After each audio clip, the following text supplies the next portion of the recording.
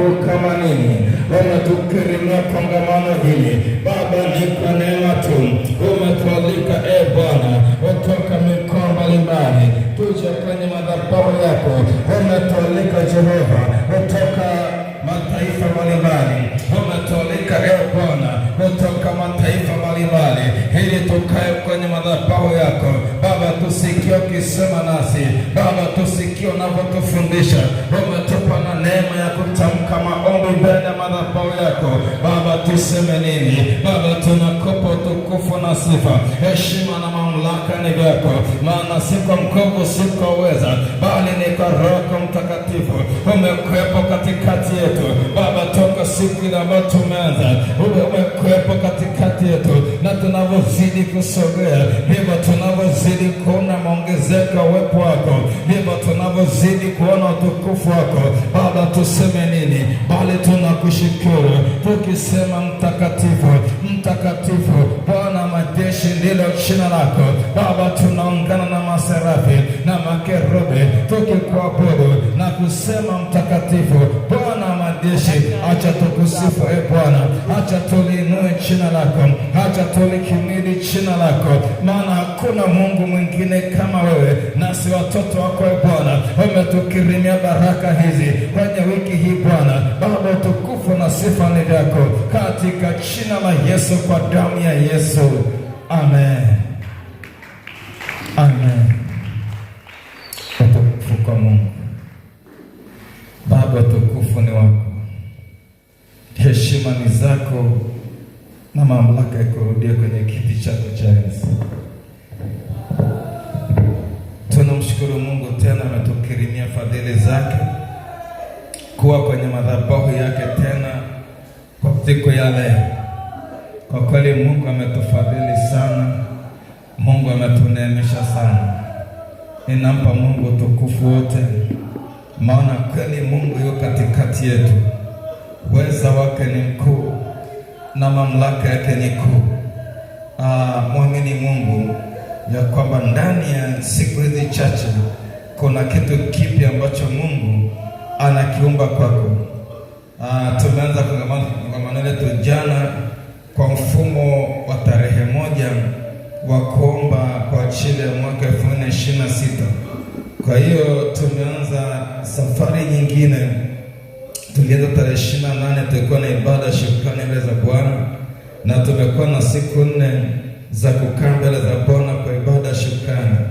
Jana tumeanza safari nyingine tena, nilikwambia ni makongamano mawili ndani ya moja. Sasa tumeanza safari nyingine siku ya jana, na tumekuwa na ujumbe unaosema kurithi, maombi ya kurithi.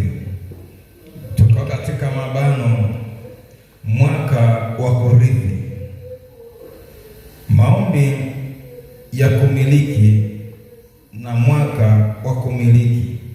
Neno letu ambalo tumelipata la kusoma nalo ni Zaburi ya 2 mstari ule wa 8. Zaburi ya 2 na mstari ule wa 8 asemapo, niombe nami nitakupa mataifa kuwa urithi wako, na maisha ya dunia kuwa milki yako. Uniombe nami nitakupa mataifa kuwa urithi wako, na maisha ya dunia kuwa milki yako. Bwana asifiwe. Sasa tumeona Mungu ametoa fursa ya kwamba kwenye lango hili la mwaka 2026 ametoa fursa ya kuomba. Akasema ombe, uniombe nami nitakupa mataifa kuwa urithi wako.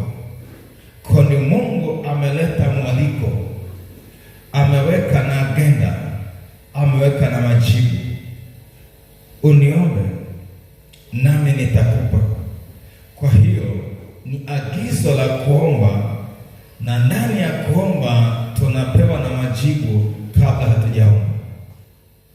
Kwa hiyo ni haki ya msingi kabisa kupokea kile ambacho Mungu amekiratibisha tukipate.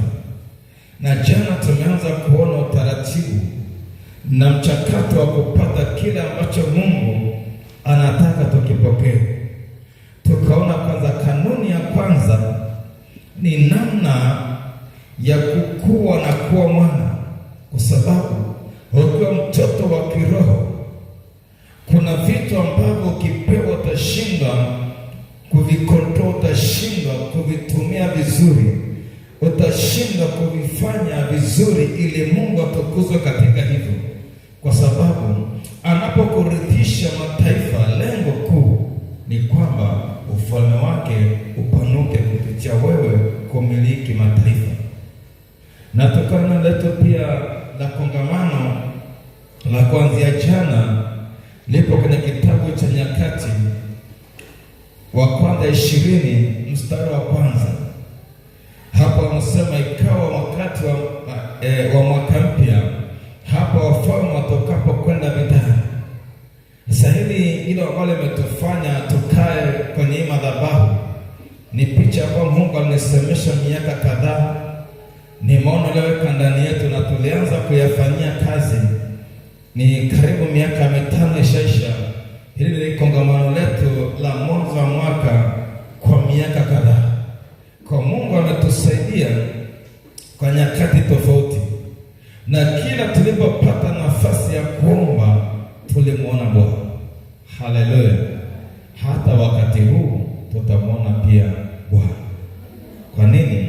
Ni mapenzi ya Mungu tuwe na maombi ya kivita mwanzoni mwa mwaka, na nimesema kusudi kubwa la maombi mwanzoni mwa mwaka, cha kwanza ni kulinda himaya yetu, lakini cha pili ni kupanua umiliki. Na tunapomiliki, hatumiliki kwa nafsi zetu, bali tunamiliki kwa ajili ya ufalme wa Mungu aliye hai. Kwa Mungu anatarajia kila majira mwaka mpya atukute sisi wana wa ufalme tuko vitani. Maana Bwana sema hapo wafalme waendapo vitani. Kwa hiyo kwenda vita lazima uwe na hadhi ya kuwa mfalme. Na kwenye kitabu cha Ufunuo 5:9-10 inatupa nafasi ya kuwa ufalme na ukuhani tunamiliki juu ya nchi. Kwa hiyo tuna haki halisi ya kumiliki juu ya nchi kupitia neema ya Kristo ya kutununua kwa damu yake ya thamani. Sasa nataka tuingie kwenye kila ambacho tunatamani tupate kuomba siku yetu ya leo, kwa sababu naona kidogo muda leo umeenda kidogo, baraka zimekuwa nyingi. Tupate kupata kile cha leo na kuweza pia kupata nafasi ya kuomba. Bwana Yesu asifiwe. Tunaendelea na ujumbe tu wa kumiliki wa maombi ya kurithi. Leo tutaangalia kitabu kile cha Isaya 43 na mstari wa 3 na 4. Isaya 43 na mstari wa 3 na 4. Biblia inasema hivi: maana mimi ni Bwana Mungu wako, Mtakatifu wa Israeli, Mwokozi wako. Nimetoa Misri kuwa ukombozi wako, nimetoa Kushi na Seba kwa ajili yako, kwa kuwa ulikuwa wa thamani machoni pangu na mwenye kuheshimiwa. Kwa kuwa ulikuwa wa thamani machoni pangu na mwenye kuheshimiwa, nami nimekupenda. Kwa sababu hiyo nitatoa watu kwa ajili yako na kabila za watu kwa ajili ya maisha yako. Bwana Yesu asifiwe. Haleluya kanisa. Sasa hapa tunapata kitu kingine, kama Mungu anasema nimetoa Misri kwa ukombozi wako, nimetoa Kushi na Seba kwa ajili yako. Haya ni mataifa matatu Mungu anatangaza ameyatoa kwa ajili ya Israeli. Na jana tumeona kwamba wakati ile mama Rebeka ni mjamzito na mimba mapacha, wakaanza za kupambana toka tumboni. Wakati wanapambana, akaenda kumuulizia Bwana, namna gani naona vitu vya namna hii? Mungu akamwambia, mataifa mawili yako tumboni mwako. Sasa alikuwa na watoto wawili, asema na kabila za watu zitafarakana toka tumboni. Sasa yeye amebeba mimba ya watoto wawili, lakini ameenda kwa Bwana, anaambiwa, wewe huna watoto tu tumboni, una mataifa mawili tumboni, una kabila mbili za watu tumboni. Sasa hapa anaposema nitatoa Kushi, nasema kwamba si kwamba utakwenda kutawala taifa kwa jinsi ya mwili, kwamba kuna vitu Mungu ameviwekeza kwenye mataifa fulani kwa ajili yako. Bado nielewa kidogo. Inakuwa hivi, Mungu anapokuleta duniani anaandaa mazingira yako ya kuishi ukiwa duniani. Sasa kama amekupa huduma, inahitaji vitu vingi ndani ya hiyo huduma. Kabla huduma haijaanza, anaandaa watu, anaandaa vitu kwa ajili ya huduma. Kama amekusudia kukubariki sana kiuchumi, anaandaa kabla mazingira ya kukubariki kiuchumi.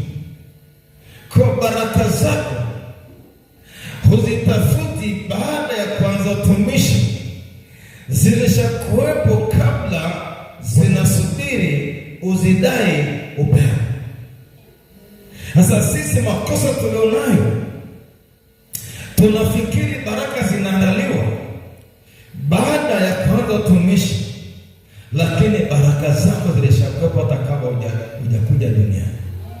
Maana Mungu anasema katika ulimwengu wa roho alitubariki kwa baraka zote za rohoni katika Kristo Yesu.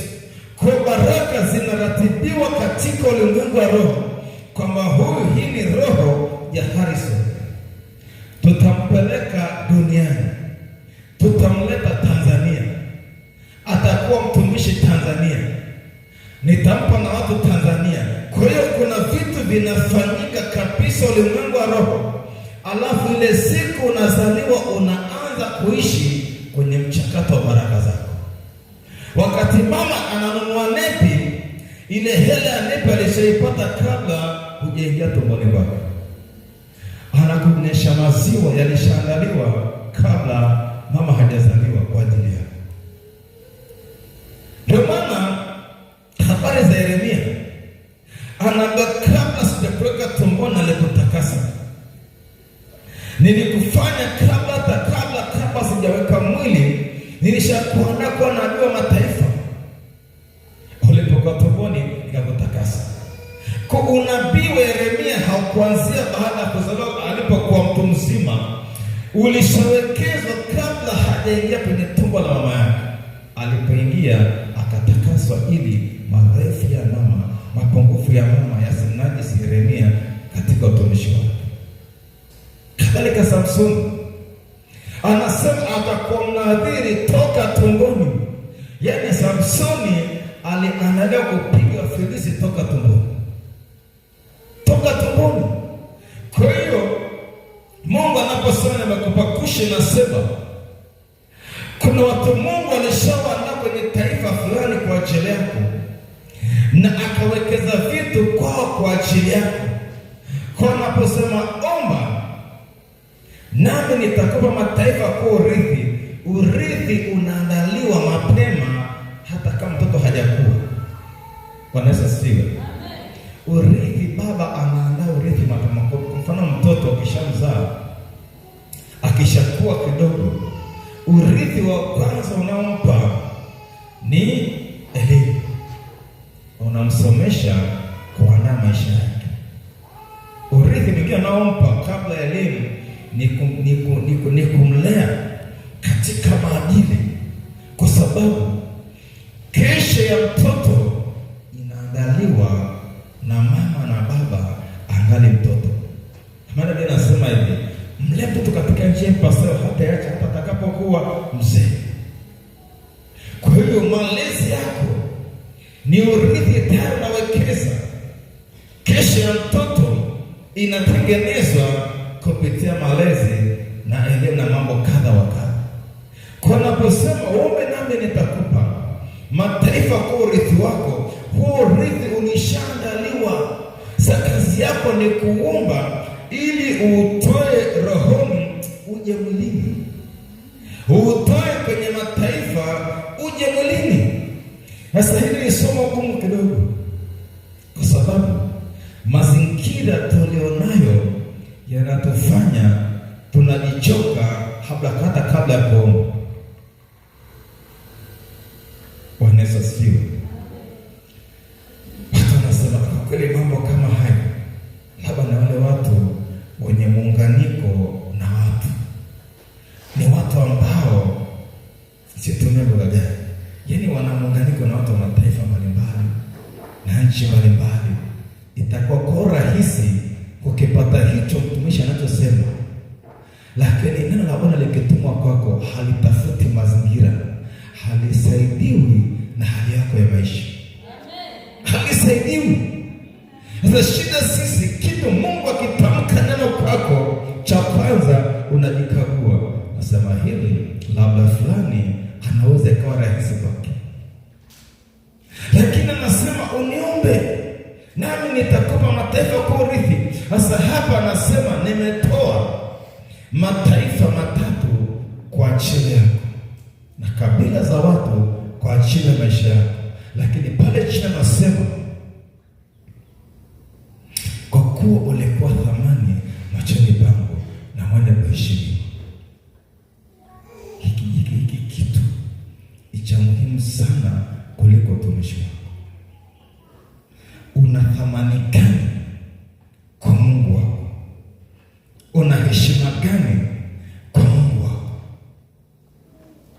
Unaweza ukamtumikia Mungu na upako ukawepo, una thamani, una heshima. Heshima yako kwa Mungu inajengwa kwa mahusiano binafsi kati yako na Mungu wako. Yale mahusiano binafsi na unakana na mheshimu Mungu wako. Mungu amesema wazi, wanaoniheshimu nitawaheshimu. Akasemaje tena mara ya pili?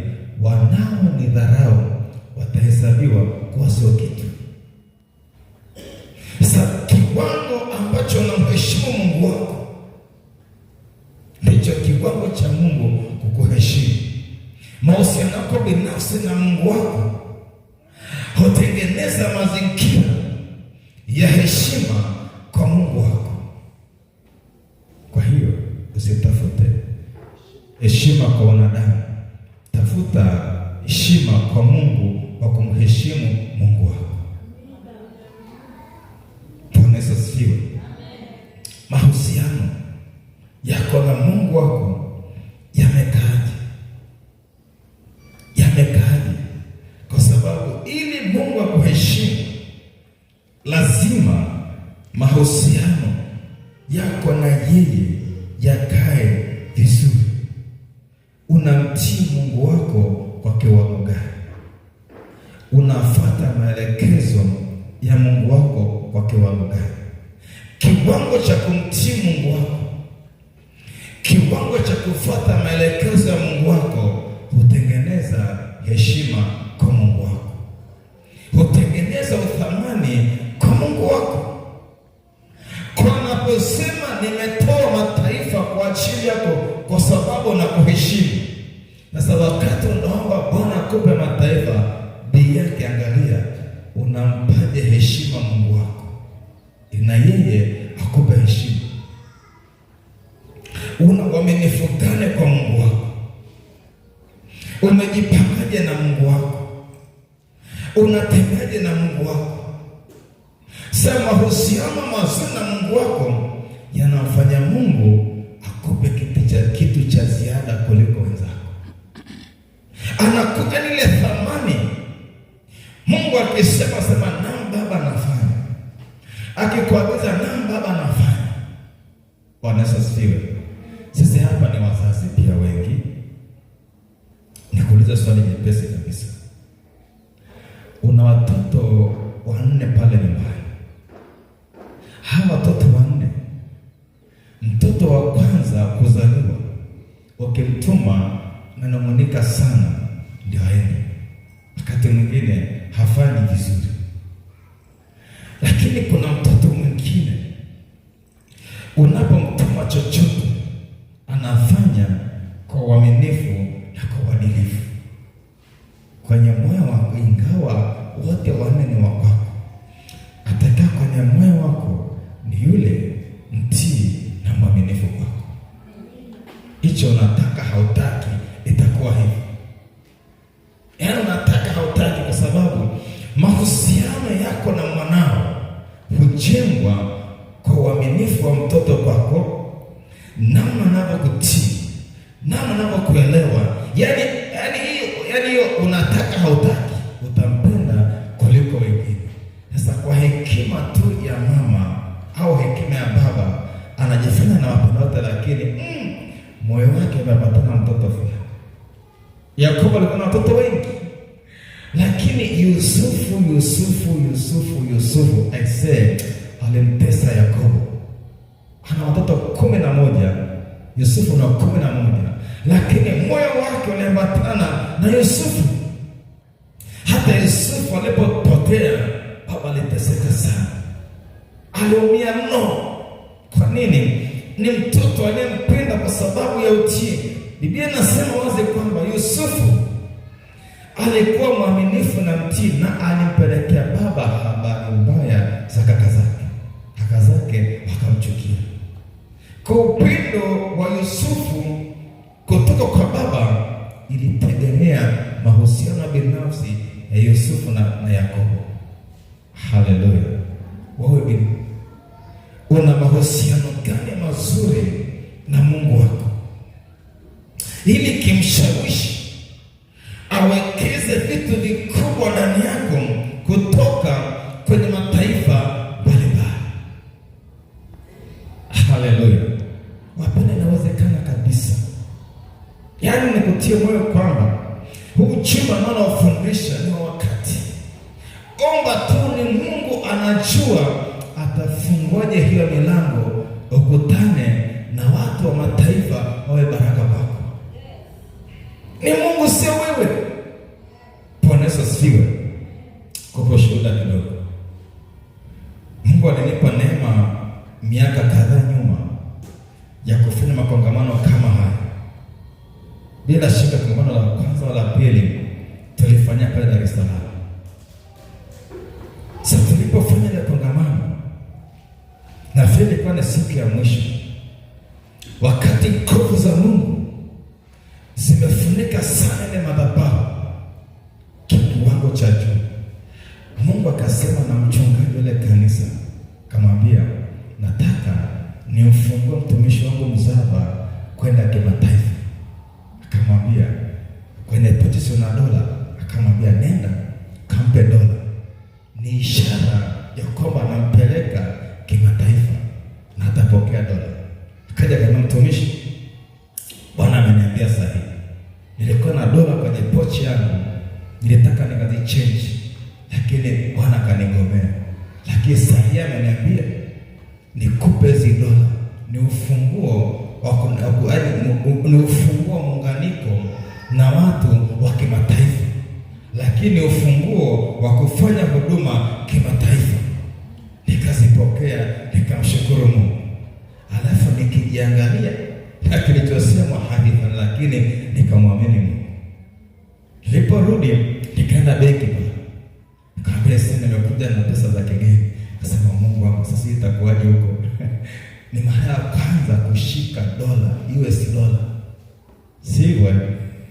Nikaenda benki, nikapewa fomu. Kaambia chukua fomu, jaza hapo, alafu tutakuchechia. Kachukua fomu, nikajaza, nikapeleka, nikapewa chechi yangu, nikaweka mfukoni. Nikaendelea na maombi ya matokeo ya zile dola.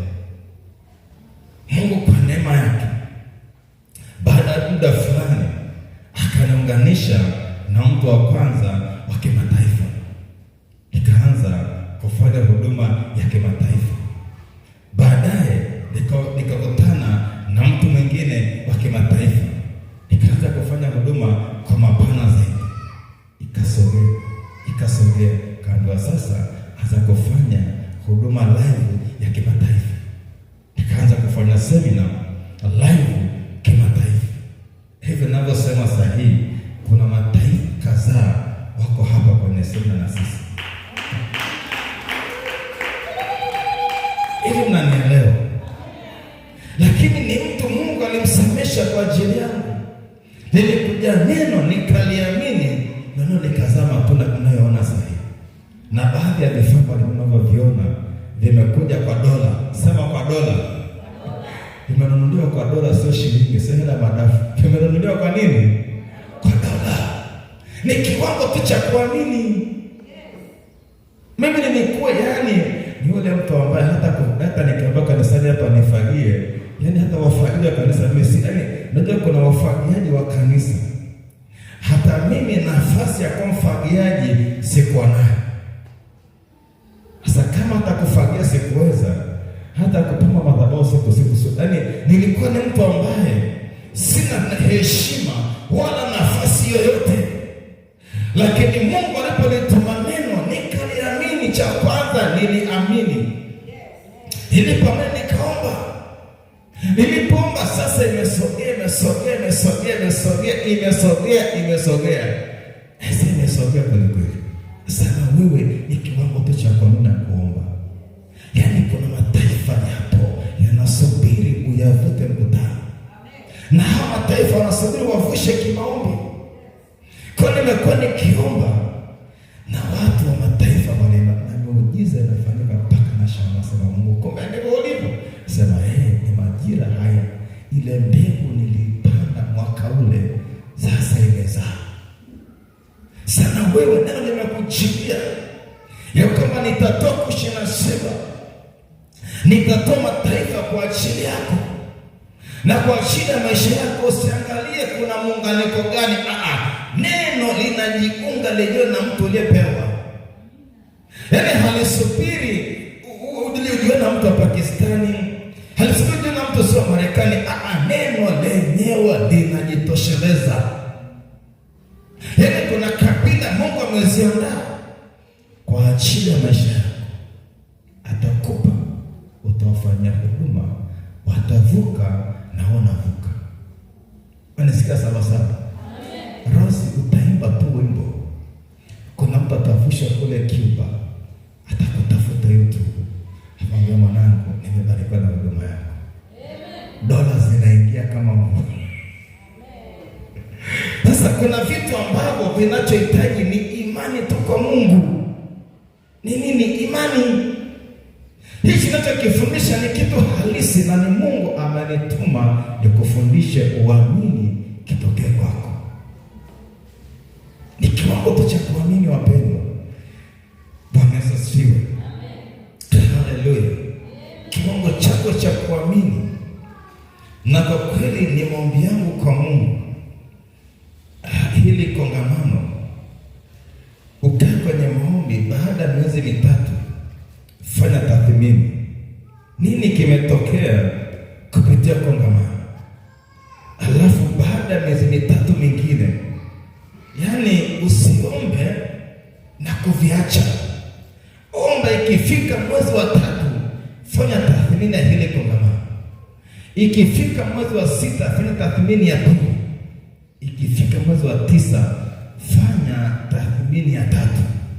Ikifika mwezi wa 12 hitimisha tathmini ya mwisho ya 4.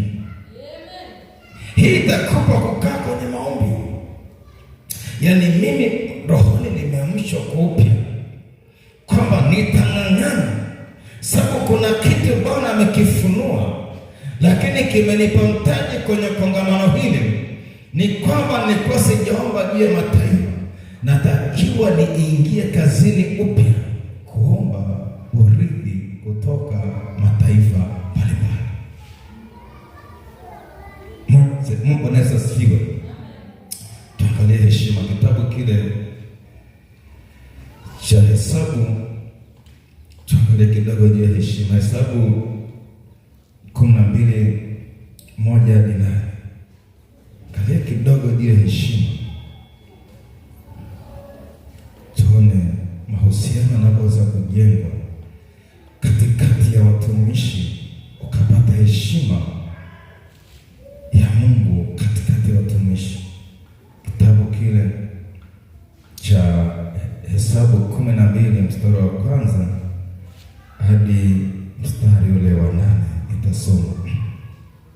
Kisha Miriam na Haruni wakamnenea Musa kwa sababu ya mwanamke Mkushi aliyekuwa amemwoa, maana alikuwa amemwoa mwanamke Mkushi. Wakasema, je, ni kweli Bwana amenena na Musa tu? Hakunena na sisi pia? Bwana akasikia maneno yao. Basi huyo Musa alikuwa mpole sana zaidi ya wanadamu wote waliokuwa juu ya uso wa nchi. Bwana akanena ghafla na Musa na Haruni na Miriam, akawaambia, tokeni nje ninyi watatu, mwende hemani mwa kukutania. Basi hawa watatu wakatoka nje. Bwana akashuka katika nguzo ya wingu, akasimama pale mlangoni pa hema, akawaita Haruni na Miriam, nao wakatoka nje wote wawili. Kisha akawaambia, sikilizeni basi maneno yangu. Akiwepo nabii kati yenu, mimi Bwana nitajifunua kwake katika maono, nitasema naye katika ndoto. Sivyo ilivyo kwa mtumishi wangu Musa, yeye ni mwaminifu katika nyumba yangu yote. Kwake nitanena mdomo kwa mdomo, maana waziwazi wala si kwa mafumbo, na umbo la Bwana yeye ataliona. Mbona basi ninyi hamkuogopa kumnena mtumishi wangu huyo Musa? Mungu amsikie sana. Sasa mstari sitaki tusome kwa habari ya kusengenyana, kusemana. Nataka tusome kwa picha ya heshima ya Musa aliyopewa na Mungu wake. Sasa hawa watu watatu ni watumishi na walisimama kwa haki kiutumishi, kwa sababu Musa alioa mke ambaye si Mwebrania, Mwafrika Mkushi. Na walipochunguza akasema, huyu jamaa hapa hajafanya vizuri. Badala ya kumwoa, ilitakiwa tu wamwombee, wakamsengenya. Sasa heshima ya Musa kwa Mungu wake ilimleta Mungu haraka sana. Na anasema hamkuogopa kumnena mtumishi wangu Musa. Yaani Mungu anashangaa kwa nini hawaogopi juu ya kile ambacho Musa amebeba. Kwa nini hawaogopi kumsema Musa? Yaani Mungu anaangalia ile thamani ya Musa. Nasema kwa nini hamuoni thamani ya Musa? Anachoongea sio mtumishi wake, anachoongea sio huduma yake, anachoongea ni thamani ya Musa. Ile thamani ni kubwa, ile thamani imempa heshima kubwa sana kwa Mungu wake, ikawajibisha watumishi wale wale. Sasa Biblia inasema ni mwaminifu katika nyumba yangu yote. Kilichofanya Musa awe na heshima sio utumishi, sio huduma, uaminifu. Kilichofanya sio utumishi wake, uaminifu kwa Mungu wake ulimpa heshima kwa Mungu wake. Na ile heshima kwa Mungu, ile heshima inakuja mpaka kwa watu duniani. Yaani Mungu akikuheshimisha, aisee, kuna watu wanakuona alafu wanashindwa wakuweke kwenye mfuko upi, wanashindwa kubebeje, wanashindwa mambo yaendeje. Haleluya! Yaani kuna vitu Mungu anavifanya kwenye huduma, alafu kuna watu wanachanganyikiwa. Sema hivyo mtumishi ni mwanadamu aina gani? Jamani, ni Bwana sema, ni Bwana kina. Yaani mtu anaongea vitu mpaka anasema, jamani, mpe tu Mungu utukufu. Mimi ni chombo kirefu. Asema, kuna kitu nimekiona kwa Mungu wako. Kuna kitu. Yaani kuna vitu Mungu anavifanya mpaka kuna watu wanachanganyikiwa. umefanikiwa, lakini nini? Kumbe siri ni uaminifu kwa Mungu. Na Mungu aliponiita aliniambia, cha kwanza, Harrison, nataka kitu kimoja kwako, uaminifu. Kama ndio kimekaje hicho? Kaniambia, nitakufundisha uaminifu. Sitaki vitu vingi kwako, nataka kitu kimoja, uaminifu. Hata watumishi wote tumefanya nao huduma miaka mingi, wanajua ugomvi wangu na wao mkubwa ni kwenye swala la uaminifu. Mungu akishasema, nikathibitisha, nikishanyosha sigogani, niko tayari kufanya chochote kwa ajili. Kwa nini? Amenifunga na mshipi wa uaminifu, nami sitaki kufungwa. Kwa siko tayari kupunguzwa mwendo kwa gharama yoyote na kwa namna yoyote. Kwa nini? Huyu Mungu ambaye ameniambia niwe mwaminifu, nimeona uthamani wangu kwake, nimeona heshima yangu kwake. Kwa hiyo siko tayari kufungua mshipi alionifunga wa uaminifu. Sasa huo mshipi yote anataka kufunge. Uaminifu ni kufanya vitu, kufanya kitu cha Mungu kwa 100%. 100%, usipunguza, usizidishe. Akisema funga siku tatu kamili. Akisema kafanya jambo fulani, fanya kwa ukamilifu. Hichi ni kitu ambacho kinaanza kidogo kidogo. Unapoenda kwa uaminifu kwake, anaongeza kingine. Unapofanya kwa uaminifu kwake, anafanya na kingine. Unapofanya kwa uaminifu kwake, anafanya kingine. Unapofanya, anafanya kingine. Sasa kuna vitu Mungu anavifanya. Ndio Mungu, hiki kimetokeaje? Ananiambia, wewe kwangu ni mwaminifu. Nimefanya kwa sababu ya uaminifu wako kwangu. Nimekupa heshima sababu ya uaminifu wako kwangu. Sasa Musa naye thamani yake ilitengenezwa na uaminifu. Na uaminifu. Sasa mara nyingi sisi tunampenda Mungu sana, lakini changamoto kwenye njia ngumu, uaminifu tunaweka pembeni. Njia ngumu ikiisha, tunarudisha uaminifu. Thamani yako kwa Mungu wako inashuka. Yaani Mungu anataka pale pa moto kweli kweli, pale ambapo hakuna namna nyingine, hapo anataka unyoshe, togoze naye pasipo kupunguza au kuongeza. Akiwa jifunze mara kadhaa. Kuna mahali utakuwa upite pembamba kweli kweli, pamebana kweli kweli, lakini ukasema Mungu, hapa unajua kwa nini gumu, ukatoka pembeni ya njia. Mungu atusaidie sana. Sema uaminifu. Hicho kitu mpendwa, kama utakidaka, maombi yako ya kumiliki mataifa yatakuwa na kibali kikubwa, na Bwana atakupa watu. Akikupa watu, ukiwahudumia vizuri, anakuongezea mataifa mengine. Ukihudumia vizuri, anaongeza, sababu nasema nimekupa Kushi na Seba na kabila za watu. Kwa Mungu akikupa mtu mmoja kama taifa, ukafanya kwa huyo kwa uaminifu, anafungua mlango kwenye taifa jingine. Ukifanya kwa uaminifu, Mungu alinipa kwanza taifa moja la Ulaya kufanya huduma pale. Nilisimama na Mungu vizuri kwa uaminifu wote, unyenyekevu wote. Baada ya kufanya vizuri, Mungu akanifungulia mlango wa taifa jingine la kufanya huduma. Nilipofanya pia kwa uaminifu, akafungua mlango wa taifa jingine kufanya huduma. Kwa hiyo Mungu anaanza kukupa mtu nje ya nchi ya Tanzania, labda Kenya, labda Burundi. Utakapofanya kwa uaminifu, anafungua mlango wa taifa jingine. Sasa kama si mwaminifu, amekupa mmoja, kiburi kimepanda mpaka kimezidi masikio. Sema wewe si mwaminifu, utaniharibia kazi, inatosha hapa, rudi Tanzania, uweze tena kwenda taifa jingine.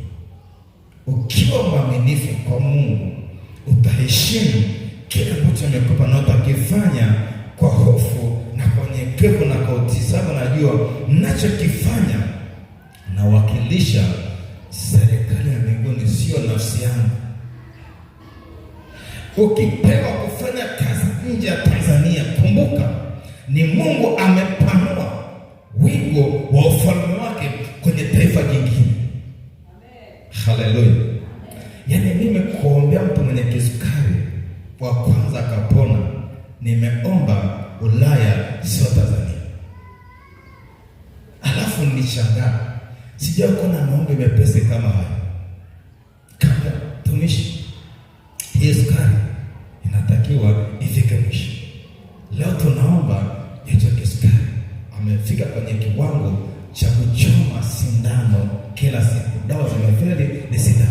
Kamwambia acha tuombe Bwana kuponye kisukari. Tukaomba kupitia simu. Ndani ya masaa 24 kisukari kilisha mpaka leo. Amen. Nauliza Mungu, hivi nikakaje? Unajua kuna vikino unaomba alafu ushuhuda ukitokea alafu unaogopa. Hivi nikakaje ile? Yaani maombi yamefanyika kama lisali moja. Mungu amefanya operation masaa 24, sukari imeisha mpaka leo.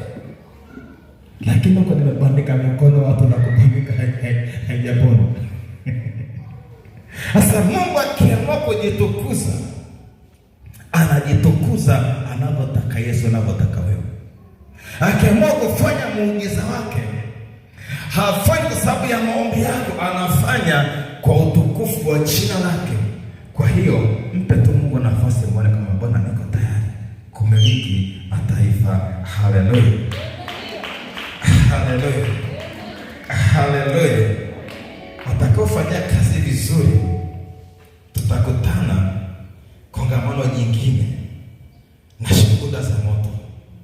Tunakutana na watu sema mtumishi siku hizi yani inalipa kwa paundi. Mwingine anasema sasa hivi inalipa kwa dola. Mwingine anasema inalipa Afrika sasa inalipa randi, sasa hivi inalipa kwa randi. Yani anatumia randi sio shilingi. Inawezekana. Ni kiwango cha kuamini. Sasa Mungu anasema omba nami nitakupa mataifa kwa urithi. So unaporithi mataifa kuna baraka za kimataifa pia. Kwa ukipewa neema ya Afrika Kusini, utapata neema ya baraka za Afrika Kusini. Ukipata neema ya Kenya, utapata baraka za K-shilling. Ile inaitwa shilingi ya Kenya. Kwa hiyo milango ikifunguka ya Kenya, I say utakula neema ya nchi ya Kenya. Mungu hawezi toka fungua mipaka ya Kenya usile neema ya nchi ya Kenya. Kwa kiwango chako cha kuamini kwenye maombi, yani hizi siku 8 haisemi siku za thamani sana kwako, lakini kama hujui thamani wake utamshangaa mzava mevasi. Neta blue inaitwa nini? Ni rangi gani? Mbona hata rangi wameiona? Sasa umejibu. Kwa hiyo anaangalia suti ya nini? Ya kijani. Sasa umejibu wenyewe. Rangi gani? Kwa ameshaona ni kijani, lakini kwa sasa mimi sioni ni rangi gani. Kwa nini? Kuna sana angalia Mungu kuliko hata hiyo suti. Kwa kama umekuja kumtafuta Bwana kwenye kongamano hili, unatoka naye. Amen. Na unapata mabadiliko makubwa kwa utamshangaa kwa sasa. Ulikuwa unasema nilikuwepo, nilikuwa nasubiri nyakati na majira yalipowadia, Bwana akafanya. Kwa yaani majira Mungu aliyatengeneza, ndio maana akatupa mkate huu ili tumege na tuombe, ili Bwana afanye jambo ambalo litashangaza watu. Watasema hakika tumemwona Bwana kwa sisi, tumemwona Bwana kwa nani? Anaitwa nani yule tena? Rosemary. Tumemwona Bwana kwa Happy, tumemwona Bwana kwa Sara. Yaani watu wamuone Mungu kwako, sione tumishi tu. Wanaweza sio watumishi. Tumejitambulisha sana. Mimi ni mtumishi wa Bwana, mimi ni nabii, mimi ni mtume, mimi ni mwalimu. Kuna sana takonya mazekimia Mungu akutambulisha kama Musa. Musa alijipigia debe mapema.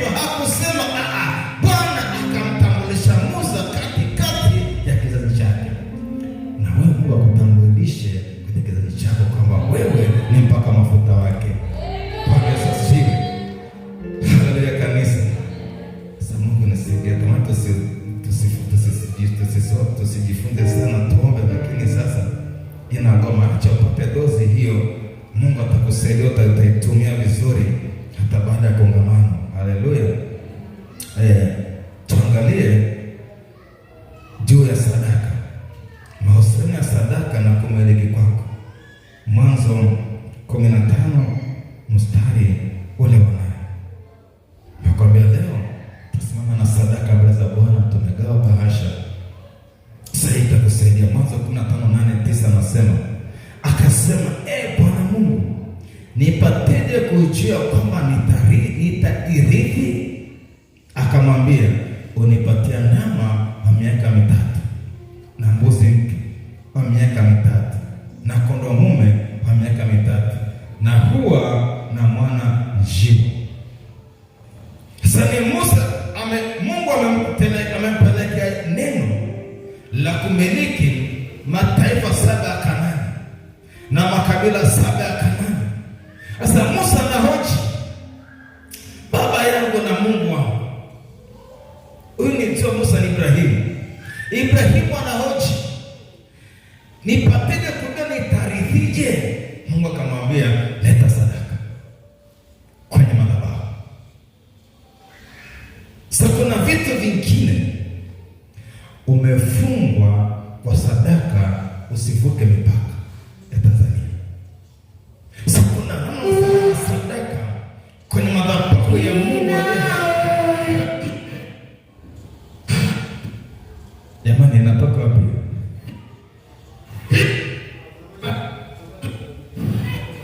Kuna maki kwa tunaongana nao kule mbali. Haya.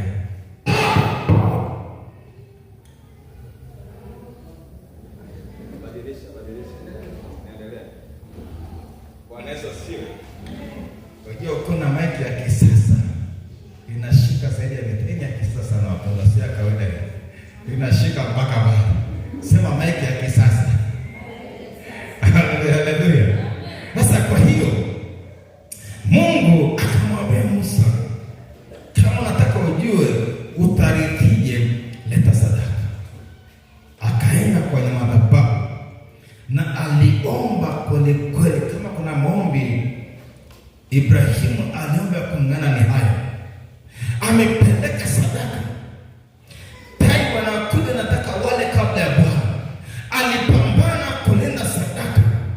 Alipambana mpaka akachoka, kawa hoi mpaka akapata na usingizi akipambana kulinda nini? Sadaka yake. Sio na tai kabla ya Bwana. Tai wanakuja na fukuza. Tafsiri ya leo ni hii. Ukiachilia sadaka ya kurithi, ng'ang'ana mpaka uone matokeo ya kurithi mwilini. Hajanielewa mpendwa. Bwana Yesu asifiwe. Mafundisho ya sadaka yamekuwa ni mengi sana. Sasa hivi tunatoa sadaka kimazoea, sio kwa imani.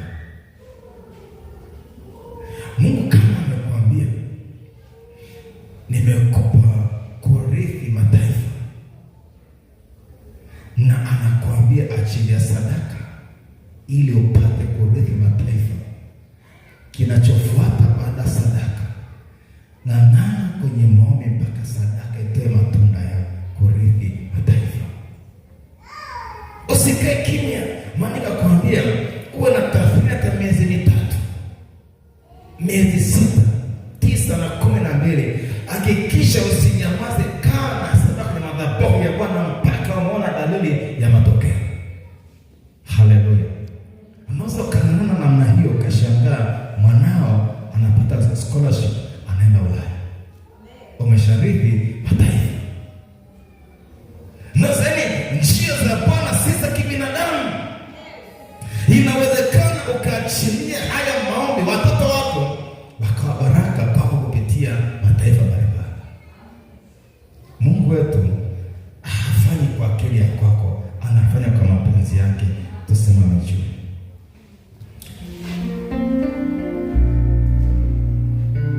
Tumwabudu Mungu wetu.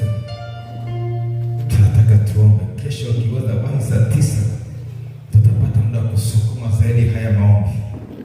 Kesho tuwahi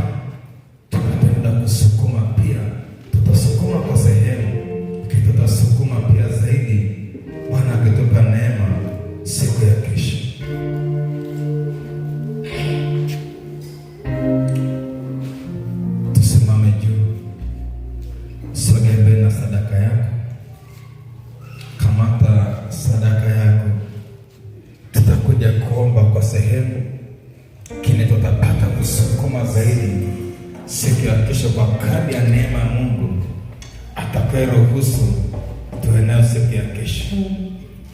Shika maisha yako ya sadaka nayo huko mbele. Shika bahasha yako ya sadaka, tunakwenda kuomba kwa kadri ya imani katika neno. Uombe. Karibu tumwabudu Mungu.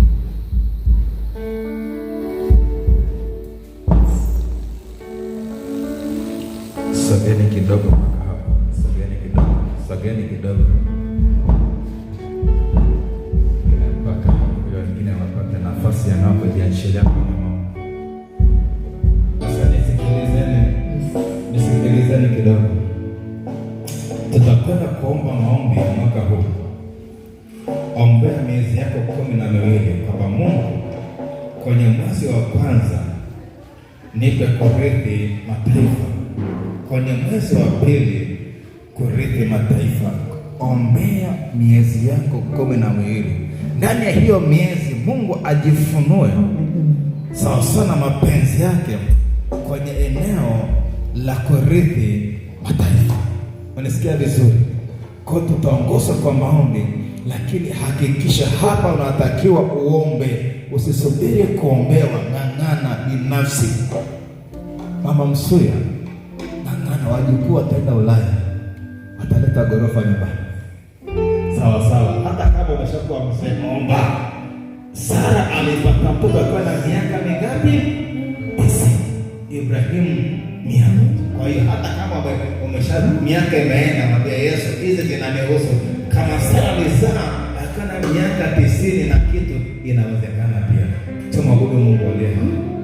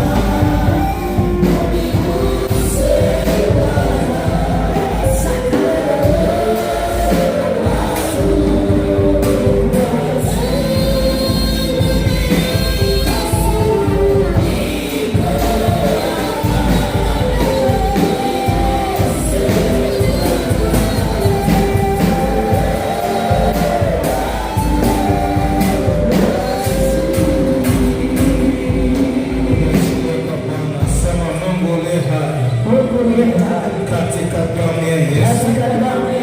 Wewe ni Mungu uliye mwaminifu, na uaminifu wako ni ngao na kigao. Saidia imani yangu kuliamini neno lako. Mazingira yangu, hali yangu inanisemea, lakini neno lako li hai. Ukilituma halirudi bure, lazima lilete matokeo. Ninanyenyekea mbele ya madhabahu yako, moyo wa toba. Nimekosa uaminifu, nikakosa heshima, nikakosa thamani mbele ya uso wako. Nimekosa utii, nimekosa unyenyekevu, nikakosa heshima na thamani mbele zako. Leo ninarudi kwenye madhabahu yako kwa moyo wa toba. Mungu nirehemu, Mungu nisamehe. Nimekuwa na kiburi, leo ninatubu juu ya kiburi na uasi na ukaidi. Damu ya Yesu inipatanishe na nafsi yako upya leo. Ninaposimama maombi yangu kwenye lango la mwaka yapate kibali mbele zako. Sahi ninaomba kwa damu ya Yesu, ule urithi ulionipimia katikati ya mataifa, ulionipa yako mataifa, umewekeza baraka kwa ajili yangu na uzao wangu.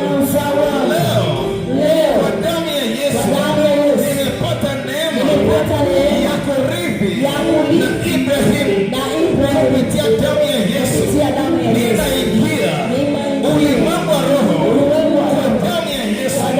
Zile baraka zangu za kurithi kimataifa, ikiwa ni elimu kimataifa, ikiwa ni huduma kimataifa, kitu chochote ambacho Mungu umekiweka nje ya taifa langu, ulishakiandaa kama sijazaliwa, ulishakiandaa kama sijaokoka, ulishakiandaa kama sijaanza utumishi kwa ajili ya ufalme wako, kwa ajili ya ufalme wako. Mungu, niko hapa, niko tayari kuomba mbele zako. Ninasimama na sadaka yangu kwenye madhabahu yako. Ibrahimu alipouliza nitajuaje ya kwamba nitarithi, ukamwambia ashiria sadaka. Nami leo sina hakika, sielewi itatokeaje, sioni mfumo, sioni mpango. Ninaachilia hii sadaka kwenye madhabahu yako, ikanene juu ya neema ya kimataifa kama Ibrahimu alivyoachilia sadaka. Alisimama kwa maombi kuilinda sadaka yake, ukafunua macho yake, ukamwonyesha mambo ya vizazi vinne vya uzao wake. Nami niko hapa, nasimama kwa ajili yangu na vizazi vyangu, zile baraka, ule urithi wa kimataifa. Bwana, leo nasimama kuomba kwenye lango la mwaka 2026. Nimetangaza mwaka wa kurithi. Neno lako linasema tutangaze mwaka wa Bwana uliokubaliwa. Nami nasimama kwenye lango la mwaka kwa jina la Yesu, nikitangaza mwaka 2026 ni mwaka wangu uliokubalika kwa Bwana, nipate kurithi mataifa ambayo Bwana alishaniandalia huo urithi kwa jina la Yesu, kwa jina la Yesu. ninakusemesha ewe Januari, sikia, huu ni mwaka wangu wa kurithi mataifa. Mwezi wa pili, sikia, kwa jina la Yesu, huu ni mwaka wangu wa kurithi mataifa. Kwa jina la Yesu, mwezi wa tatu, sikia, kwa jina la Yesu, huu ni mwaka wangu wa kurithi mataifa. Kwa jina la Yesu, mwezi wa nne, sikia, kwa jina la Yesu, huu ni mwaka wangu wa kurithi mataifa. Kwa jina la Yesu, mwezi wa tano, sikia, kwa jina la Yesu, huu ni mwaka wangu wa kurithi mataifa. Kwa jina la Yesu, mwezi wa sita, sikia, huu ni mwaka wangu wa kurithi mataifa. Kwa jina la Yesu, mwezi wa saba, sikia, kwa jina la Yesu, huu ni mwaka wangu wa kurithi mataifa. Kwa jina la Yesu, mwezi wa nane, sikia, Bwana, kwa jina la Yesu, huu ni mwaka wangu wa kurithi mataifa. Kwa jina la Yesu, mwezi wa tisa, sikia, Bwana, huu ni mwaka wangu wa kurithi mataifa. Kwa jina la Yesu, mwezi wa kumi, sikia, kwa jina la Yesu, huu ni mwaka wangu wa kurithi mataifa. Kwa jina la Yesu, mwezi wa kumi, sikia, kwa jina la Yesu, huu ni mwaka wangu wa kurithi mataifa. Kwa jina la Yesu, mwezi wa kumi na moja, sikia, kwa jina la Yesu, huu ni mwaka wangu wa kurithi mataifa. Kwa jina la Yesu, mwezi wa kumi na mbili, sikia, neno la Bwana, huu ni mwaka wangu wa kurithi mataifa. Kihuduma, kiutumishi, mipaka yangu itafunguka kuhudumia mataifa.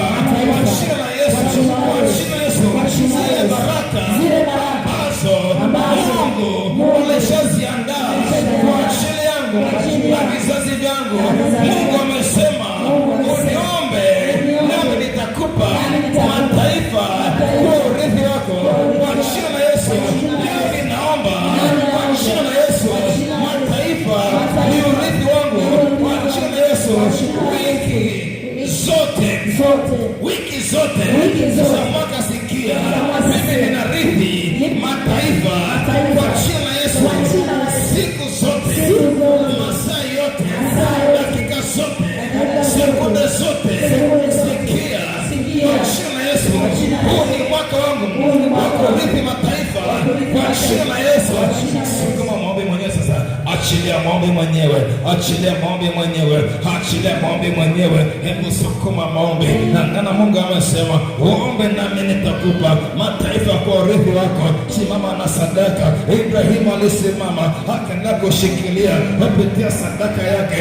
Tai ni mawazo yako, tai ni roho kukata tamaa, tai ni mazingira yako. Mazingira yako yanasema haiwezekani, mazingira yako yanasema, Biblia inasema yasiwezekana hawana damu, inawezekana.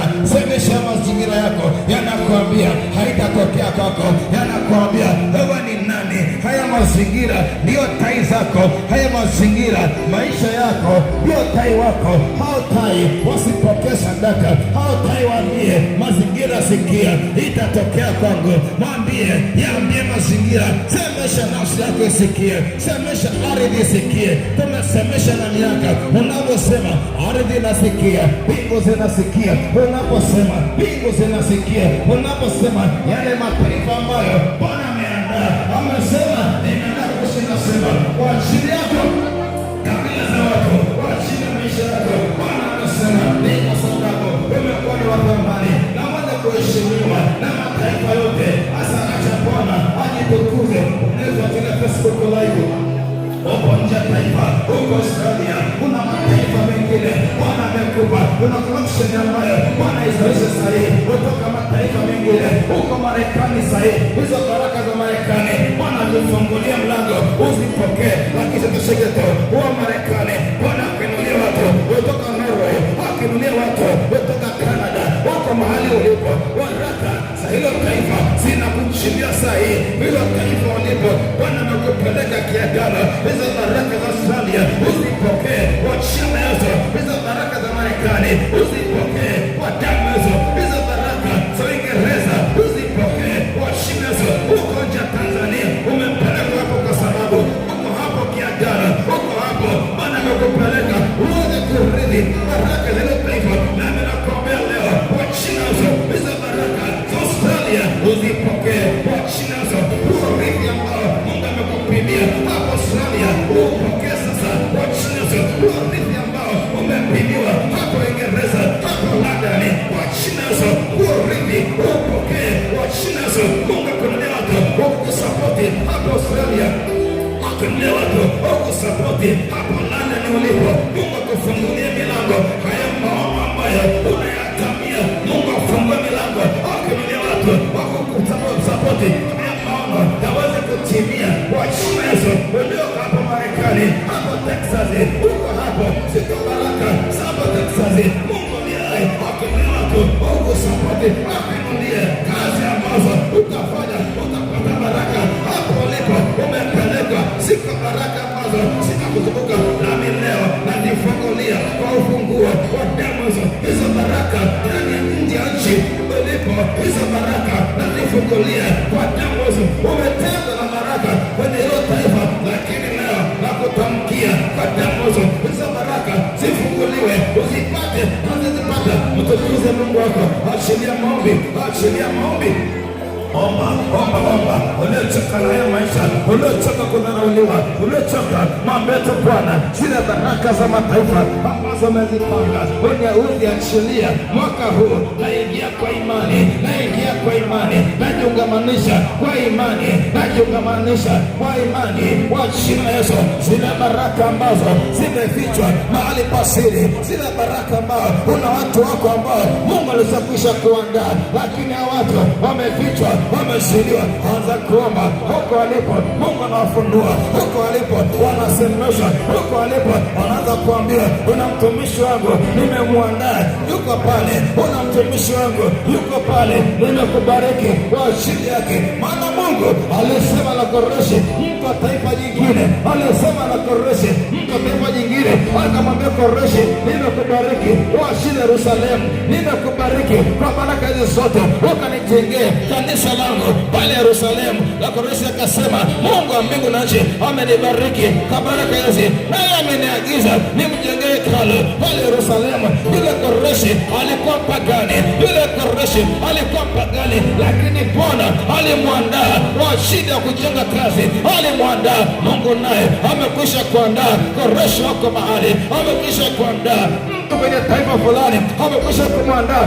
Anasema naye unapoomba, unapoachilia maombi, Mungu anasema naye. Unapoachilia maombi, Mungu anasema naye. Una watu ambao Mungu amekupangia kupata mume nje ya nchi ya Tanzania, amekuandalia kupata mume wako ukukoa nje ya Tanzania.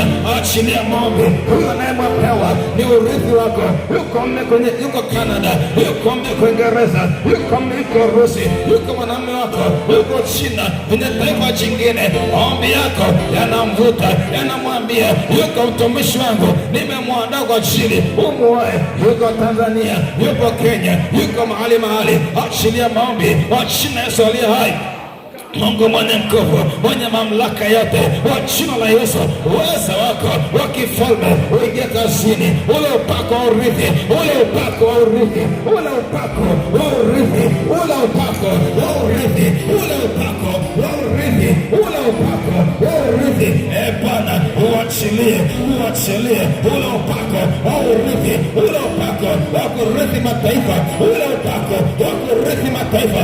Uachilie juu ya watoto wako, uachilie juu ya watoto wako, uachilie juu ya watoto wako zile baraka za kimataifa. Wengine wanatafuta kwenda kusoma nje ya nchi, lakini kuna vita.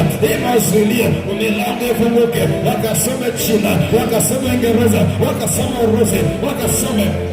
Unatamani kwenda kusoma, una vitu vimesimama, umezuiliwa mahali. Damu ya Yesu ikufungulia mlango, ukarithi elimu ya kimataifa, ukarithi elimu ya kimataifa. Haya, piga chini Yesu ile mipaka uliowekewa na miungu ya kwenu, hiyo mipaka na hiyo ndoa kwa damu ya Yesu, ile mipaka wako waliowekewa kwenye huduma yako yakamotesha Tanzania, hiyo mipaka leo inaondoka. Watemoso ulorithi au huduma ya kimataifa, ulorithi unakuchilia, ulorithi ukuchilie. Watemoso utatumika tu Tanzania, mipaka yako inafunguka. Watemoso mipaka yako ya kiutumishi ifunguke. Wadamu Yesu mipaka yako ya kiutumishi ifunguke, ifunguke, ifunguke. Wadamoso haya mazuio yanaondoka. Wadamoso hiyo mipaka ya mapepo inaondoka. Wadamoso damu ya Yesu ifungue malango yako.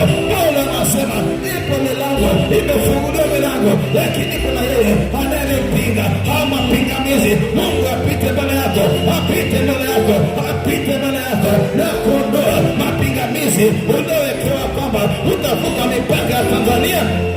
Haya mapingamizi, haya mapingamizi, haya mapingamizi uliowekewa yanaondoka, yanaondoka, yanaondoka, yanaondoka, yanaondoka, yanaondoka. Mapingamizi umewekewa mipaka ya kama hutavuka na nchi nyingine. Haya mapingamizi, hiyo mipaka inaiondoa kwa damu ya Yesu. Hiyo mipaka inaiondoa kwa damu ya Yesu. Kristo Nazareti aliye hai, Mungu aliye hai akufungulia milango ya kibiashara za kimataifa. Biashara yako imekwama Tanzania, milango ifunguke. Uanze kwenda China, milango ifunguke. Uende Uturuki, milango ifunguke. Uende mataifa mbalimbali ukafanya biashara za kimataifa. Mungu aliye hai akutanishe na watu sahihi wakati unafanya biashara kule Dubai. Wachine sonia elimu yako unatamani kwenda kusoma mataifa mengine. Mungu aliye hai akutanie mipaka yako ikafunguke, uende kusoma kwenye mataifa mbalimbali nje ya Tanzania. Wachina na Yesu, wachina na Yesu. Achilia maombi. Iko neema Mungu, iko neema ya Mungu, iko neema ya Mungu, iko neema ya Mungu. Mungu aliye hai akuchilie na uzao wako. Ibrahimu alipoachilia sadaka, uzao wake ulifungulia mlango wa kwenda Misri. Uzao wake lango lifunguka. Ibrahimu aliachilia sadaka na uzao wake ukafungulia mlango wa kwenda nchi nyingine, nchi ya Misri. Na sadaka yako iwe ni ufunguo wa kufungua vizazi vyako, ifungulia mlango wa kuvuka mipaka ya Tanzania, wakaona urithi kwenye mataifa mengine, wakaona urithi kwenye nchi nyingine. Wachina na Yesu, watoto wako wafunguliwe mipaka, wapetia sadaka, watoto wako wafunguliwe mipaka. Wachina na Yesu, wa damu ya Yesu, wachina Yesu aliye hai. Ndio Bwana, ndio Bwana, uwezo wako na nguvu zako ziingie kazini sasa, ziingie kazini sasa, ziingie kazini sasa. Wachina na Yesu, uwezo wako na nguvu zako ziingie kazini sasa, ziingie kazini sasa. Nguvu za giza, nguvu za giza nazipambanisha na damu ya Yesu. Bila nguvu za giza zimejihudhurisha katikati yetu, nazipambanisha na damu ya Yesu, na damu ya Yesu. Mungu aliye hai ajifunue, ajifunue kwako kwa jina la Yesu aliye hai, kwa mamlaka ya damu ya Yesu, kwa mamlaka ya jina la Yesu. Mungu aliye hai ajifunue, ajidhihirishe kwa jina la Yesu. Haja ya moyo wako umekuleta hapa, umekuja una haja ya moyo wako, umekuja na haja ya moyo wako, ile haja iliyokuleta kwenye madhabahu. Ninaomba neema Mungu iwe juu yako, neema ya Mungu iwe juu yako kwa jina la Yesu. Ila msiba, ila changamoto, ila mateso ambayo umekuja hapa kwenye madhabahu, kwa jina la Yesu, kwa jina la Yesu. Mungu aliye hai, Mungu mwenye nguvu, Mungu mwenye uwezo mkuu, kwa jina la Yesu aliye hai, kwa damu ya Yesu, kwa jina la Yesu, kwa damu ya Yesu, kwa jina la Yesu, kwa jina la Yesu Kristo Nazareti aliye hai, kwa mamlaka ya damu ya Yesu, kwa mamlaka ya damu ya Yesu, kwa mamlaka ya jina la Yesu, kwa mamlaka ya damu ya Pasaka ya mwana kondoo Yesu Kristo Nazareti aliye hai, kwa mamlaka ya jina la Yesu, kwa jina la Yesu Kristo Nazareti. Ila msiba ambao umetembea nao, huo msiba ambao umekufika kama vazi, leo ninakuvua ila vazi la maombolezo kwa jina la Yesu, ninakuvua huo msiba ambao umekutesa, leo nauvua kwa jina la Yesu. Huo msiba wako usionao tena, tangu leo kwa jina la Yesu. Pokea uzima, pokea uponyaji kwa jina la Yesu leo. Uzima ndani yako, uzima ndani yako kwa jina la Yesu. Haya mateso ambayo yanakutesa kwa jina la Yesu, Mungu aliye hai aondoe ukiwa wako. Haya ukiwa iliyokufunika kama vazi, leo nakuvua vazi la ukiwa, inalivua kwa jina la Yesu. Vazi la ukiwa inalivua kwa damu ya Yesu. Utukufu wa Bwana ukufunike, hatima yako ikazaliwe, neema ya Mungu iwe juu yako. Mungu akupe kuyarithi maisha yako uliyonyang'anywa, afya yako uliyonyang'anywa, leo urithi, leo urithi kwa jina la Yesu. Rithi maisha yako, rithi afya yako, rithi maisha yako kwa jina la Yesu Kristo Nazareti aliye hai. Baba, kwa mamlaka ya damu ya Yesu, kwa jina la Yesu aliye hai, uweza na nguvu zako, mamlaka yake kifalme ijifungua ndani yake, bila uharibifu, bila nguvu yote ambayo imejificha hana binti, naipamanisha na damu ya Yesu, naipamanisha na damu ya Yesu, kwa jina la Yesu aliye hai, kwa jina la Yesu. Nguvu za giza, roho haribifu, achilia nafsi, achilia nafsi, kwa jina la Yesu. Achilia hii nafsi, kwa jina la Yesu aliye nguvu ukombozi, nguvu ya kukufungua inapita ndani yako.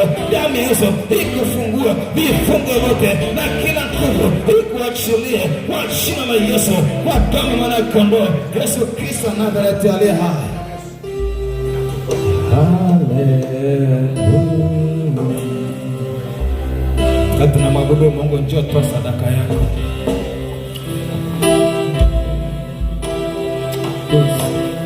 Njoo katika mabudu Mungu, achilie sadaka yako.